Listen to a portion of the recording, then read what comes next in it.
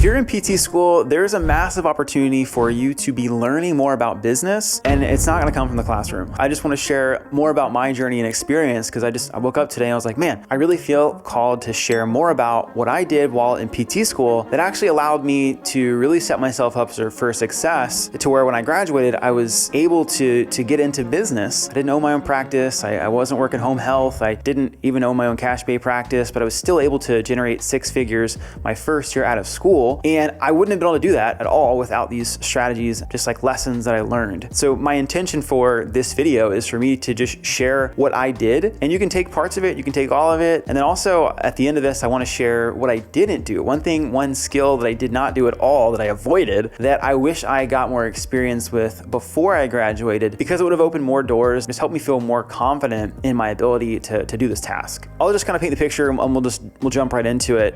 The thing that why I went to Duke for physical therapy school. It was a great program. I loved it so much. The thing that I loved the most about it was I picked Duke and I picked Durham because it was a massive opportunity being in the Research Triangle to network. I was networking a lot. A lot of it was coming from my own insecurities of being like, all right, man, I'm learning a lot in school, but like, I know I wanna open my own practice one day, or at least I thought I did. I didn't feel confident in my ability to get people results. So what I would do while in school, and this is what I recommend everyone do if you're thinking about getting into either cash pay or getting into coaching online, like whatever the things are, I spent so much time networking. If I didn't have class until like noon, I would go to a PT and be like, hey, can I shadow you from like 8 to 10? And by doing this, I made relationships with the PTs that were doing what I wanted to do, right? As opposed to like, rotations are great. You're gonna get a lot of experience. You're gonna get hands-on work there. But I didn't get to connect with the same level of people. So while you're in school, it's one of the easiest times to do this because people legit want to show you. It's like after you graduate, it becomes harder. So using that, hey, I'm a student, I'm here to learn, and I'd love to learn more about what you're doing was super valuable for me. There are still people that I networked with now that I actually do business with, whether I actually provide them coaching or they've actually been a client of like a health coaching client of mine. But the only way I was able to do that was by networking and spending more time talking to people that were doing what I was doing or doing what I thought I wanted to do so that I could share stories, share ideas with. Tip number 1, spend time networking. Spend time networking, connect with more people because your net worth, as they say, is your network. Okay, so that was super helpful for me. The second thing that I did that really helped me was I had a lot of side jobs. I was a coach at a CrossFit gym. I was helping people with weightlifting, so learn how to snatch and clean and jerk. So I was doing that 3 times a week. And I actually did that just for experience. I legit bartered with the gym. I was like, hey, can I coach like for free? And then in exchange, can you give me a membership to your gym? Did that and they ended up paying me like a few months later as I was just providing so much value. I was working at Duke as a personal trainer and I had 3 to 5 clients in person. And then I also had about 20 or so clients online.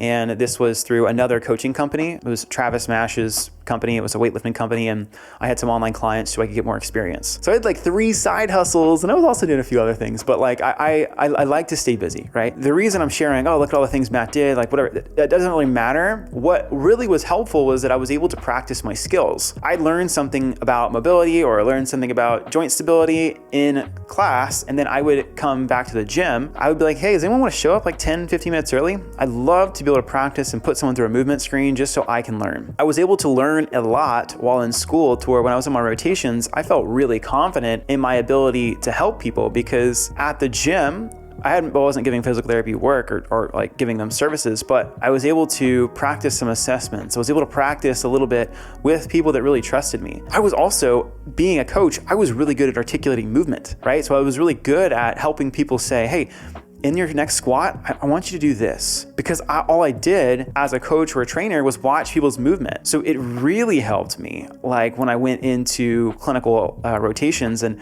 there were some times when I was with my CIs that I thought I was giving better cues, but it was because I'd had so much experience.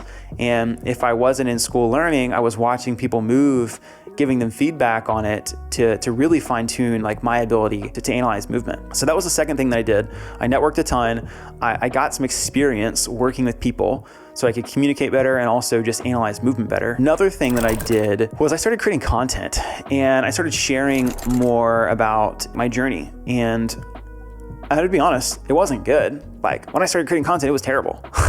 Like I would watch it and I would get frustrated. I'd get mad. I didn't have a mic. I bought a GoPro and man, it took me like 20 takes before I was even comfortable like pushing end and being like, do I even want to post that? And I had some low back tension because I was so nervous. But through all of that, I started creating content, because with content, if you want to be a business owner in the future, that it takes time to get good at it. It takes time to feel comfortable talking into a mic and a camera that, no one else is in this room, but I'm just talking to you, right? Knowing that this is going to be received well. It took me time, man. And I was doing that for 2 or 3 years, and the content was terrible again, but I didn't care. It was like, I learned something and I wanted to share it. So not only was I getting better at articulating myself, but I was actually learning the content better because I was sharing it, right? If I learn something and I teach it, I'm gonna have a higher ability to retain that memory or that lesson than I am if I just read it, or if I read it and took notes about it. So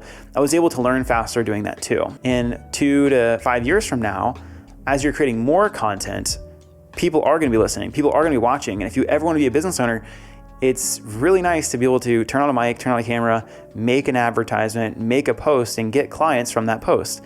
But you've got to put in the work and be comfortable being in front of camera and not be like rigid like this. And I was so nervous. And if you guys, I actually took them all down, but if you're interested, you can message me or find me on Instagram, and you can scroll and you'll see some of the stuff that I've posted, and you'll be like, whoa, big transformation. The last tip that before I share what I didn't do that I wish I did do is I did a lot of workshops, because I knew that when I graduated PT school, if I wanted to own a cash-based practice, that I would need to get in front of people and be able to share, hey, this is what I do, and like kind of give them a demo and overview of what it looks like to work with me. Just feel comfortable being in front of people and talking and educating, right? Because that's essentially what I did with content creation, right? It was like I was creating content, but nobody was necessarily listening or watching.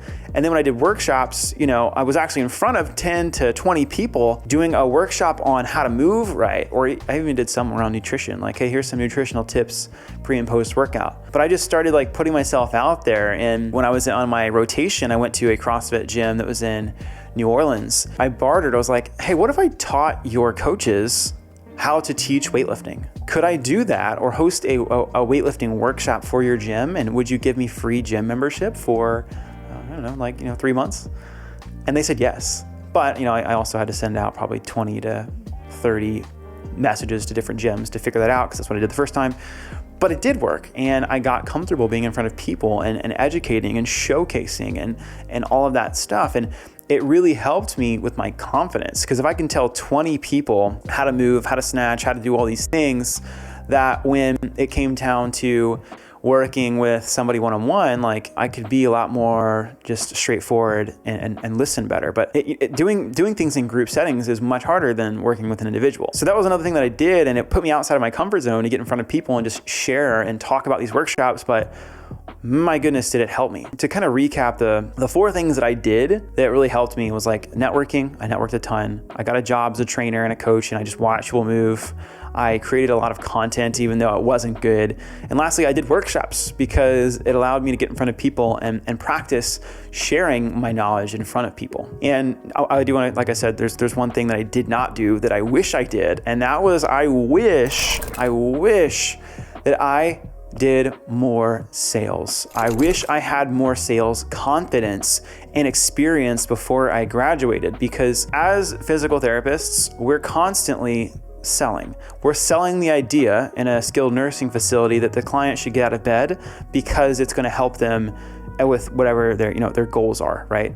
We're selling the idea that, you need to do more quad sets, or you need to do more squats so that you can do blank. We have to sell the idea of this is what you have to do, or you should do, or need to do. It would be highly recommended for you to get this result.